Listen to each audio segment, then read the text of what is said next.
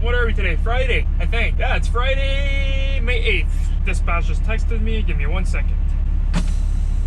Okay, we are good. Oh, turn off that light. Let's go.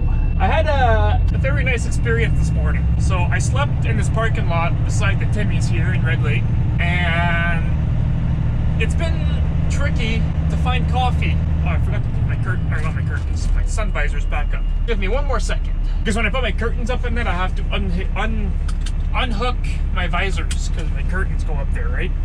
Anyways, back to my story. It's been tricky to find coffee and facilities that are open that are not truck stops, right? Because I just slept in a parking lot, no restrooms, no showers, no fuel, no nothing, right? I'm very in the middle of nowhere. So yeah, it's been tricky to find places to get to the washroom and get food and coffee and all that stuff. So anyways, I walked up to the window at the Timmy's here and I asked them if I could place an order. I was expecting to be turned away because, you know, realistically you're not supposed to be walking through a drive-through because it's not a walk-through, it's a drive-through, right? Makes sense. But here's the kicker. They offered me to unlock the door, to place my order inside, to use their washroom so I could do my morning business, you know, brush my teeth and all that. It's been hard trucking, kind of, in a sense, with this whole pandemic thing going on. But to me, this is what being Canadian is. People helping each other out. I love it. I'm very, very thankful this morning. So anyways, it's 7:30 Central Time, 8:30 home time, which is kind of nice because I got an extra hour of sleep. Because when I went to sleep, it was 9:30 here, but it was 10:30 at home. Because normally I go to bed around 10:30 my time, right? But when I woke up here, it was 7:30, but it was 8:30 at home. So technically, or sorry, no, it was 7 here, but 8 at home. So technically, I slept from 10:30 until 8. But it was 9:30 until 8. But because I was so tired, because I thought it was 10:30, I got that extra hour of sleep. Because usually 10:30 is when I go to bed, right? I had a really good night's sleep. I was the only truck in that lot all night, so I slept like a baby. Didn't even wake up once. I'm feeling rested, you know, like we're ready to tackle the day. It's sunny out. I'm in a good mood. I got my coffee. I got to use an actual restroom this morning. I got to brush my teeth with a sink. It was good. So yeah, now we are going to deliver. We're heading just a few minutes down the road there. It's not too far. And then we're gonna see if we have anything else going for us after. Yeah, no, I'm in a really good mood today. The day is starting off to be good. Once I get to where I'm going, I gotta do a little course just to, you know, kind of be like, hey, this guy is gonna be safe, he's gonna follow the rules. I guess it's more of a liability thing for them. They said it takes about half an hour, which is not even bad. Anyways, yeah, that was my little morning briefing story. It's gonna be a good day today. Alrighty, we have just unloaded. It turns out they had a reload for me going back to North Bay, but I won't be doing that until Monday, probably, unless they want me to go on Sunday, which is a possibility, but I don't think anybody will be there on Sunday. So I'll just go probably Monday morning. This was actually one of the best places I've had to deliver to. They were on the ball with their stuff. You know, I called them when I was on the way this morning when I left. I also called them last night to let them know that I was going to be making it into Red Lake, but I wasn't going to be delivering until today. But yeah, no, they were very, very good to work with. I actually would definitely come back here. It was a good experience. They were very safety oriented. They were working with me and not against me like most shippers usually do, because when I say that I want stuff done a certain way, it's because I know that it's gonna work. You know, not to be arrogant or anything, but I'm very picky with my loads. I'm very picky with how I tie my freight down. You guys know this, I've said it before. I take a lot of pride in it, you know, and when you roll up to a scale and they give you the green light, it's usually because you have a very good load securement, or it appears that you do anyways, right? So it's very important to me that my loads look good, that everything looks secure, nothing's gonna fly off, right? I'm very, very happy with the way everything worked out. So yeah, now we're heading back towards Sudbury. We're just leaving Red Lake. I'm hoping to make it into Wawa tonight. My logbook started at 8 o'clock technically this morning, so I have, what's 8 o'clock? Okay, 7 o'clock to 13 hours is 9. No, 14 hours is 9. 14 hours from 8 would be 10. So that's what I have until 10 o'clock tonight. And 10 o'clock Eastern time, and it's 11:22 Eastern time right now, so I have about 10 and a half hours to get to Wawa. So I don't know if I'll actually make Wawa tonight. I'm gonna try, but I might end up sleeping in White River. Whatever works, you know. I'm not very picky this trip. Realistically, when I drive down 17, I try to push to Sault Ste. Marie because there's nicer facilities there and there's a Walmart. But if I have to stay in White River, I'll just stay in White River. It's no big deal. It's not the end of the world. I'll be home tomorrow. I'm excited. It's been a very good trip though. See, it's funny because I'm so far up north right now. I'm sure you guys will see this on the map that I posted at the start of the video. I am so far up north and it's so sunny and beautiful out. And back home in Sudbury, it's snowing today. All my friends are getting pissed off that I'm so far up and it's nice up here and it's snowing back home for them. So yeah, it's great. I'm loving it.